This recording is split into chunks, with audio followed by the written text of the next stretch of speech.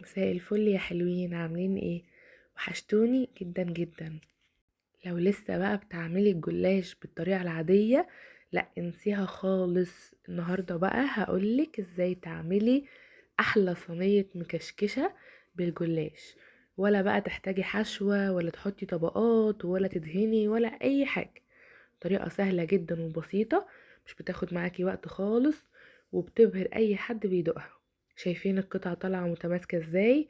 ولا بتسيب من بعضها ولا اي حاجة، وشايفين ارضيتها ولا طعمها ولا ريحتها، بجد مش قادرة اقولكوا.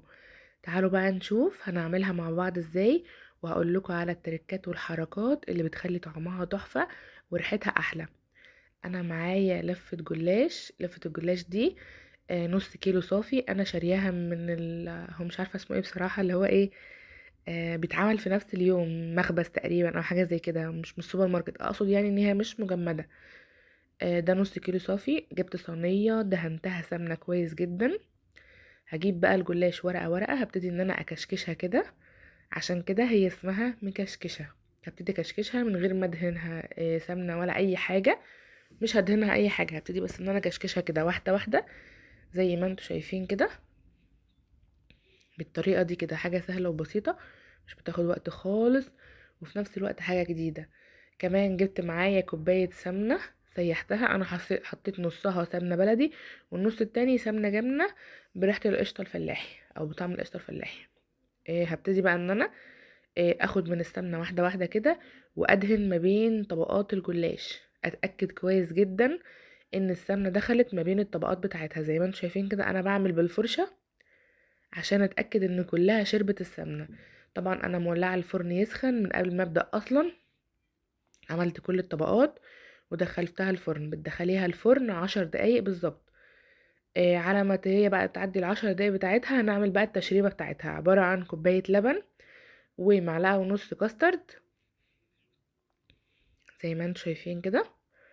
خدت كوبايه لبن وهاخد معلقه ونص كاسترد، وهحط كمان رشه فانيليا، وهحط كمان معلقه سمنه سايحه، وهقلبها كويس جدا لحد ما الكاسترد يدوب في اللبن. واستنى 10 دقايق. لما يعدي 10 دقايق هطلع الصينيه، ابتدي ان انا اسقيها بالتشريبه دي وادخلها الفرن تاني. طبعا انا عامله الشربات من بدري. تعملي الشربات شربات خفيف، كوبايتين سكر على كوبايه ميه، وبتسيبيه يغلي على النار. اول ما يبتدي يغلي بتحطي عليه نص ليمونه وشويه فانيليا. بعد كده بتسيبيه يغلي 7 دقايق وتنزليه. ابتديت بقى هنا ان انا انزل التشريبه عليها. هقلب الصينيه كده يمين وشمال بحيث ان التشريبه تدخل في الجلاش كله. وهبتدي بقى ان انا ادخلها الفرن. ودي بعد ما طلعت من الفرن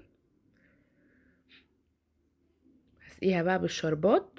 عندك بقى فستق مجروش، عندك فول سوداني. انا كان عندي شويه فول سوداني، طحنتهم كده ورشيتهم على الوش بعد ما حطيت الشربات على طول. سيبيها بقى تهدى وتبرد خالص براحتها، وبعد كده تقطعيها قطع وتقدميها بألف هنا على قلب كل اللي هياكل. عندك بقى عزومة بتشرفك قدام اي حد، حاجة جديدة كده ومش تقليدية، وفي نفس الوقت برضو طعمها حلو. وهو بنجدد يعني عشان ما نفضلش على طول نعمل جلاش اللي هو بتحشيه في الطبقات وكده، نعمل حاجة جديدة. انا هنا خلاص سقيتها الشربات بتاعها. ابتدي بقى اخليه يروح لكل الاطراف بتاعتها، وهسيبها بقى تبرد خالص. وبعد كده هبتدي ان انا اقطعها معاكم واطلعها بقى في اطباق. انا كنت بعملها من بالليل، كان عندي عزومة تاني يوم، فعملتها من بالليل وطلعتها في اطباق وحطيتها لتاني يوم. عايزه اقول لكم بقى قدمتها بعد العزومه كده، كانت بصراحه كانت حاجه مشرفه جدا وشكلها حلو وطعمها احلى. فاتمنى ان انتوا تجربوها. ولو انتي وصلتي لحد هنا في الفيديو لسه ما حطيتيش لايك، حطي لايك. ولو انتي مش متابعاني اعملي سبسكرايب وفعلي الجرس على علامه الكل عشان يوصلك كل جديد. شايفين بقى القطعه طالعه متماسكه ازاي؟